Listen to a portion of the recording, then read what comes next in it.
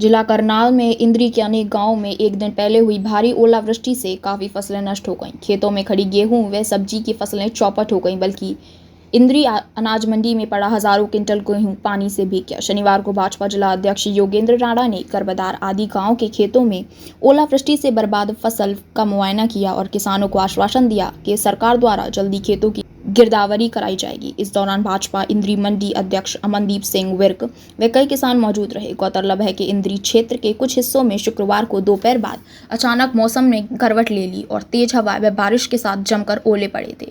ओलावृष्टि इतनी तेज थी कि अनाज मंडी में पड़ी गेहूं के ऊपर ओलों की सफेद चादर सी ढक गई। किसान व मजदूरों को अनाज पर पड़े ओले हटाने के लिए बड़ी मशक्कत करनी पड़ी।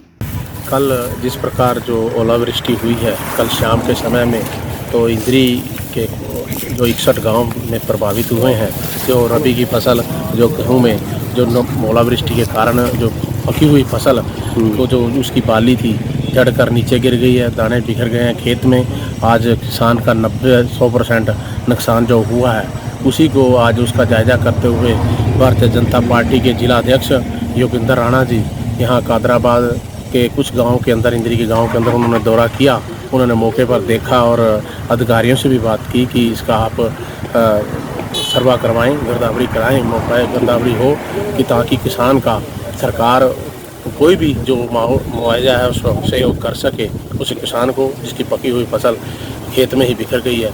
ऐसा आज जिला अध्यक्ष योगेंद्र राणा जी ने काफ़ी गाँव का दौरा करके फसलें देखी। इसमें मक्के की फसल है, खीरा है, सब्जी की फसल जैसे धनिया है, कई काफ़ी फसलें हैं जो प्रभावित हुई हैं, तो उसी का जायजा आज जिला अध्यक्ष करके गए। देखिए, कल जिस प्रकार से यहाँ पर ओलावृष्टि हुई है, ये प्राकृतिक आपदा है और बाकी किसानों की जिस प्रकार से फसल पकी हुई थी गेहूँ की, और ये अचानक थोड़े से एरिया में लगभग इंद्री के 61 गांव इसमें प्रभावित हुए हैं और 12 गांव में बहुत ज़्यादा नुकसान हुआ है।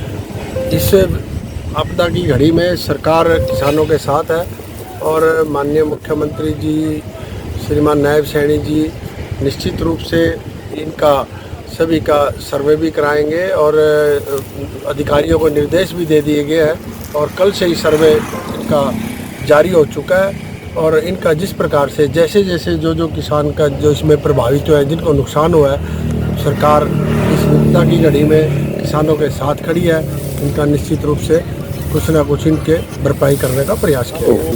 निश्चित रूप से जिस प्रकार से यहाँ देखा जा रहा है कि गेहूँ की जो बैल होती है, बैल में से बहुत सी तो बैलें नीचे गिरी पड़ी हैं और कुछ में इक्का दुक्का दाने बचे हैं, बाकी दाने भी नहीं है, बाकी नीचे पड़े हैं। एक जिस प्रकार से ओला यदि कहीं भी गिर जाता है तो वो सारी फसल के दाना तो ख़राब हो ही जाता है, नीचे गिरी जाता है। आप देख रहे हैं जिस प्रकार से पेड़ों के पत्ते हैं वो भी नीचे गिरे पड़े हैं, पेड़ भी बिल्कुल गंजे हुए पड़े हैं। और ओला तो एक ऐसी है यहाँ पर जिस प्रकार से खीरे की खेती थी और अन्य जिस प्रकार से और टमाटर की खेती थी या और मक्का वगैरह था, वो भी सारा उस प्रकार की जो फसलें किसानों ने बो रखी थी वो भी प्रभावित हुई। निश्चित रूप से इस ऐसे आपदा में सरकार जो हरियाणा सरकार है तो इन किसानों के साथ खड़ी है। तो मुख्य लाया गया मामला बिल्कुल माननीय मुख्यमंत्री जी के संज्ञान में मामला, मुख्यमंत्री जी ने कल ही आदेश दे दिए थे अधिकारियों के और कल से ही सर्वे जारी है।